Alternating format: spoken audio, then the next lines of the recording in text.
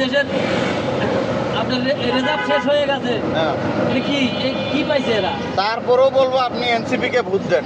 এরা দেশ গঠন করার দায়িত্ব নিছেন, সুযোগ দিবেন না আপনি? হ্যাঁ, এরা গঠন করতে করতে হ্যাঁ, লাস্টে আমরা তো একবার মাথা বিক্রি কয়েকবার হয়ে গেছে, হ্যাঁ। এবার বডি সহ বিক্রি করবো। এখন যারা আসছে এরা কি এই কাজগুলো করতে পারবে না? এক বিন্দু পরিমাণও করতে পারবে না, কারণ এরা যদি করতে পারতো হ্যাঁ। তা এই 10 মাসে যে কোনো একটা কিছু দেখাইতো। ওরা হচ্ছে দেশের স্বাধীনতা অর্জন করছে, তাই নতুন করে স্বাধীনতা অর্জন তাই? করছে। হ্যাঁ, মানে আপনার বাসায় যে মুরগিগুলো জবাই করেন, হ্যাঁ। ওই ডাবল করে জবাই করছেন নাকি এই একবারে জবাই করে না? আর আমরা তো একবারই যাবো। তাহলে দেশ কিভাবে দুইবার জবাই হয়েছে? এই দেশে পরাধীন কি ছিল? আপনি কি করতে পারেননি? পরাধীন কি ছিল সেটা বুঝানো।